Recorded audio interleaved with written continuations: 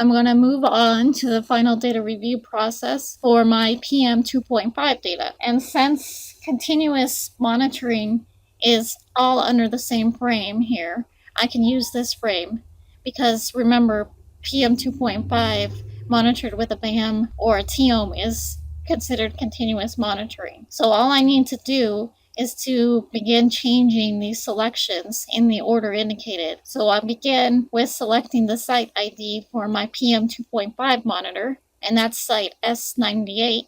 And then that blanks out the sampler ID field, and I need to select the correct sampler ID, INPM25, and then I select the pollutant, PM 2.5 continuous, and the sampling year of 2015. And remember, just like for my ozone data, when I made the selection in the sampling year box, the toolbox automatically populates the date and time range field. And remember how the toolbox does that is by looking at all of the dates and times that have been imported for PM 2.5 in 2015. So if you have multiple data sets that you've imported and you only want to view the current data set that you most recently imported, you would need to adjust that date time range. But for me, I've only imported one PM 2.5 data so far into the toolbox, so that date time range is what I want. So I don't need to change that. And I am ready to begin reviewing my data by clicking on the buttons that are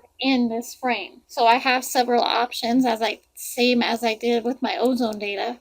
I can view all my data, including flagged and unflagged data, or I can review only the flagged data. I'm going to start with viewing only the flagged data, so I'll click on this View Only Qualified Data button, and that shows me all of the data that was flagged in my data set. And if I look at the bottom left corner of my screen, I see that there are 111 flagged data points in this particular data set. So you'll notice, just like for the ozone data, my qualifier field shows me the flag I assigned to the data, and the invalidation code is blank so far since I've just started the final data review process and I have not invalidated any of my data points. Notice I have two different HD flags here. I have an HD30 flag and an HD6 flag, and that is because I ran the consecutive measurement difference twice when I was importing my data into the toolbox. Once I ran it for a difference of greater than 30 micrograms per meters cubed, and the other time I ran it for a difference of 6 micrograms per meters cubed. So that's why there's two HD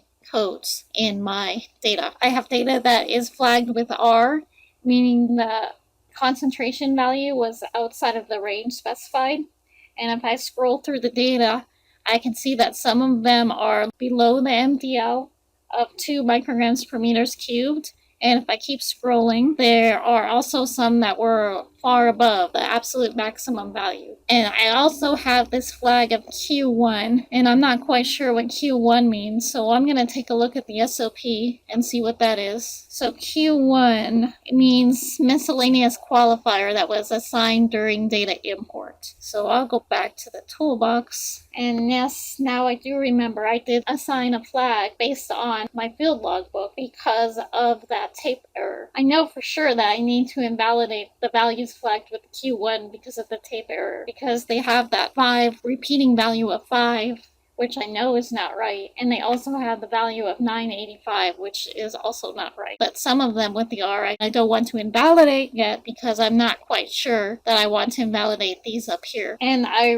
wrote in my database logbook that I had flagged 77 records because of that tape error, and to go through each of these values that's flagged with a Q1 and add an invalidation code is a lot of work to do manually. So luckily, I have something in the toolbox that will allow me to automate that invalidation. So in order to do the automatically invalidation step, I need to close this query. So I click on this in the lower X to close the query. Now I need to change my range. So I need to change my range of dates to only those values that I want to invalidate. So I need to look at my database logbook, and that tells me the range of data that I flagged due to the tape error, and that is January 7th at 2 a.m. through January 10th at 6 a.m. So I need to change those dates to those. So I'm going to begin by clicking on the drop down arrow of the first date time range box. And instead of scrolling through every record in the selection box, I'm going to begin by typing the date to bring me closer to the selection I want to make. So I'm going to begin by typing 1-7, and that takes me to that day. And then all I need to do is scroll down to 2 a.m. and click on it to select it. And what that does, once I change the start range, that blanks out the end range. So I'm going to go into that field and click on the drop down arrow. And I'm going to begin typing 110 to take me to that day. And then I'm going to select 6 a.m. since that was the end of the range that I want to invalidate. Next, I need to select the invalidation code I want to use. So here is the box for selecting the invalidation code. And I'm going to click on the drop down arrow of that box to show a list of the AQS null value codes. And I am going to use machine malfunction since we had a tape error. So I'll go ahead and select that one.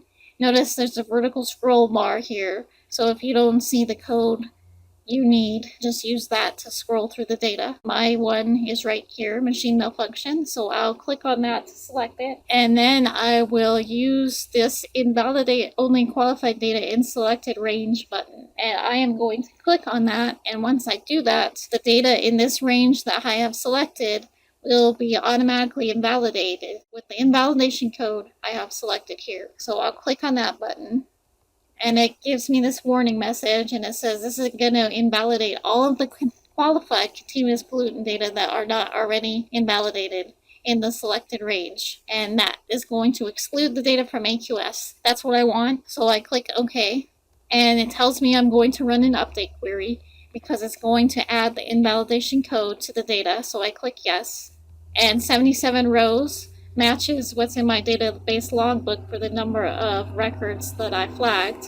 So I click yes, and it's done. So just remember that you cannot use the automatic invalidation technique if you've not previously flagged the data. This only works on flagged data. If you do happen to have a large set of data that you'd like to invalidate with this automatic invalidation method, and it's not yet flagged, you can go to that intermediate step that I showed you during the intro to this module, and you can automatically flag the data in that intermediary step and then come to this final data validation form and use the automatic invalidation technique that I demonstrated. So I still have some other flagged data that I need to review, and those are the data that were flagged due to out of range concentration values, either high or low, and the consecutive measurement differences.